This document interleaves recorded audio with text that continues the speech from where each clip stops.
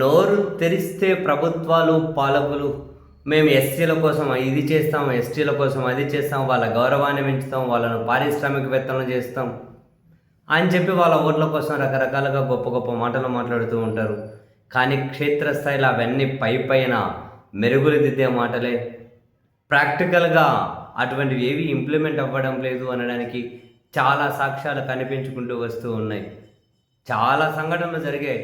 ఇప్పుడు కూడా కుటుంబాలతో కలిసి రోజు ఏపీఐఏసీ మంగళగిరిలోని ఏపీఐఏసీ కార్యాలయం ముందు అర్ధనగ్నంగా కూర్చుంటున్నటువంటి ఎస్సీ ఎస్టీ పారిశ్రామికవేత్తల కష్టాలు, బాధలు చూస్తే మనకు అర్థమవుతుంది కూడా. మామూలుగా వాళ్ళకి రాయితీలు ఇవ్వాలి, అది హక్కుగా వచ్చేది. ఆ రాయితీలు ఇస్తారు, వస్తుంది అని చిన్న చిన్న పరిశ్రమలు పెట్టుకొని బ్యాంకుల నుంచి లోన్లు తీసుకొని కొన్ని వ్యాపారాలు చిన్న చిన్న పరిశ్రమలు పెట్టుకొని నడిపే వాళ్ళు ఉన్నారు. ఇప్పుడు ప్రభుత్వం ఇవ్వాల్సినటువంటి రాయితీలు ఇవ్వకుండా ఆ రాయితీలు ఆపేస్తే వాళ్ళ జీతాలు ఇవ్వడము కష్టమవుతుంది. బ్యాంకులకు మళ్ళీ తీసుకున్న లోనికి ఈఎంఐలు రిటర్న్ కట్టడము కష్టమవుతుంది. వాళ్ళకి హక్కుగా రావాల్సింది కూడా. కొన్ని పత్రికలు రాసుకుంటూ వచ్చాయి ఎంత ఇవ్వాలి వాళ్ళకి రాయితీలు ఇప్పటి వరకు అని.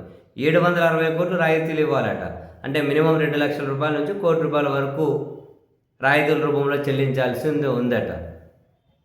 సో మరి 760 కోట్ల రూపాయలు కనుక పారిశ్రామికవేత్తలకు, ఎస్సీ ఎస్టీ ఆ చిన్నపాటి పారిశ్రామికవేత్తలకు రాయితీల రూపంలో చెల్లించే పరిస్థితి కూడా ప్రభుత్వానికి లేదా? కేవలం 760 కోట్ల రూపాయలు కూడా చెల్లించలేరా?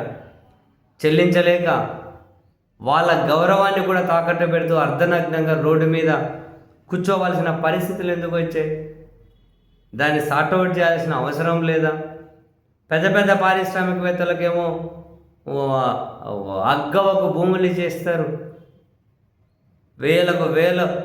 వందల వేల కోట్ల రూపాయలు మేలు చేస్తారు. ఒక్కొక్కరికి అంతంత ప్రయోజనాలు కల్పించుకుంటూ ఉంటారు. వాళ్ళతో ఏమో రాసుకుపూచుకు తిరుగుతూ ఉంటారు. మరి వీళ్ళు పారిశ్రామికవేత్తలే చిన్న చిన్న టీములను పెట్టుకొని, చిన్న చిన్న మంది ఎంప్లాయీస్ని పెట్టుకొని వాళ్ళు ఏదో ప్రయత్నాలు చేస్తూ ఉన్నారు కదా. మరి వాళ్ళకి ఎందుకు మద్దతుగా ఉండరు? కనీసం వాళ్ళ గౌరవాన్ని కాపాడే విధంగా పాలకులు ఎందుకు వాళ్ళకి ఇవ్వాల్సిన రాయితీలు, వాళ్ళకు హక్కుగా ఇవ్వాల్సిన రాయితీలను కూడా ఎందుకు విడుదల చేయరు? ఏమో ఇవన్నీ మనకు అర్థమే కాదు. మాటలేమో కొందరు కోటలు దాటుతూ ఉంటాయి. క్షేత్రస్థాయి వరకు వస్తే మాత్రం అదిగో పరిస్థితులు ఇట్లుంటాయి.